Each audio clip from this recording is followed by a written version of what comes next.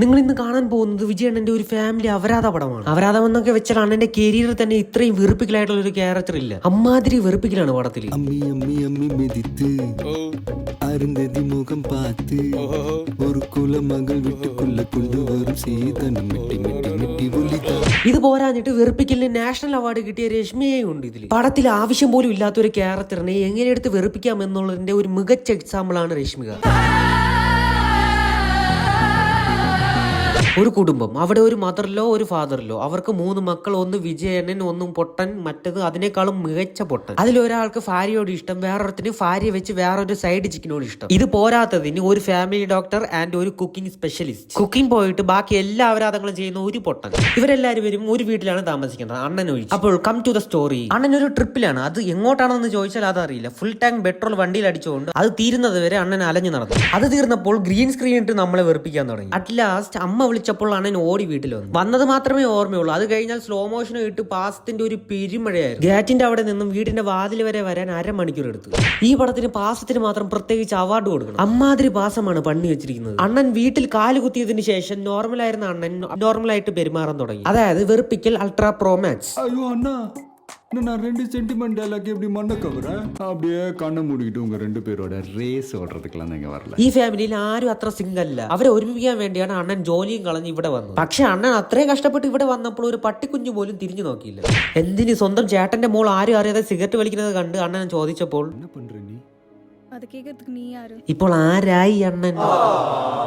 അങ്ങനെ അണ്ണന്റെ ഒരു ആവശ്യമില്ലെന്ന് അറിഞ്ഞ അണ്ണൻ തിരിച്ചു പോകാൻ വേണ്ടി നിന്നപ്പോഴാണ് അടുത്ത വെറുപ്പിക്കൽ അപരാധമായ രശ്മികയുടെ വരവ്. ബൈ ദ വേ, ഈ പടത്തിൽ ഇവൾ ആരാണെന്ന് ചോദിച്ചാൽ വകയിൽ ഏതോ ഒരു ബന്ധുവാണ്. എല്ലാ പടത്തിലെ പോലെയും ഇതിലെ രശ്മികയുടെ പണി ക്യൂട്ട്നെസ് ഇട്ട് വെറുപ്പിക്കൽ വാരി വിതറുന്നതാണ്. അണ്ണൻ ഒന്നാതെ അബ്നോർമലായിട്ട് ഇരിക്കണം. അതിന്റെ ഇടയിൽ രശ്മിയെ കണ്ടതോ അണ്ണന്റെ ഇളക്കം ഇത്തിരി കൂടി. அது சேம் ஃபீலிங். எனக்கும் ஃபர்ஸ்ட் உன்னை அடையாளம் தெரியல. நானும் முன்னாடியோட இன்னும் கொஞ்சம் അഴകായിട്ടാ.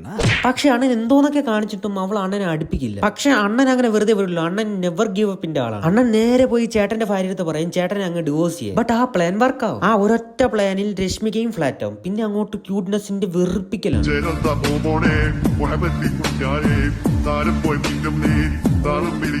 ഈ പടം ഒരു സീരിയൽ ആണെങ്കിലും കുറച്ച് മാറ്റങ്ങളൊക്കെ കൊണ്ടുവന്നിട്ടുണ്ടോ. സീരിയലിൽ പാട്ടിട്ട് ഡാൻസ് ഇല്ലല്ലോ, പക്ഷേ അത് ഈ പടത്തിലുണ്ട്. That is the difference.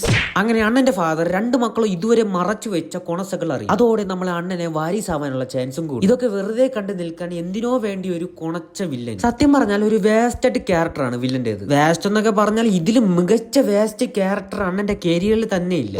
ചുമ്മാ വെറുതെ വന്ന് പടത്തിൽ അഭിനയിച്ച് പൈസയും വാങ്ങിപ്പോയി. അണ്ണനെ വാരിസാക്കിയോണ്ട് ഈ 2 ബുദ്ധിമാരായ മണ്ടന്മാർ ചേർന്ന് അണ്ണനെ ക്രെയിൻ വെച്ച് വണ്ടിയിട്ട് കൊല്ലാൻ നോക്കും. നീയൊക്കെ ഒരു ചേട്ടനാണോടെ? ഓ, ഫൈറ്റിനിടയിൽ പോലും അണ്ണന്റെ വെറുപ്പിക്കലിന് ഒരു മാറ്റവും ഇല്ലല്ലോടെ.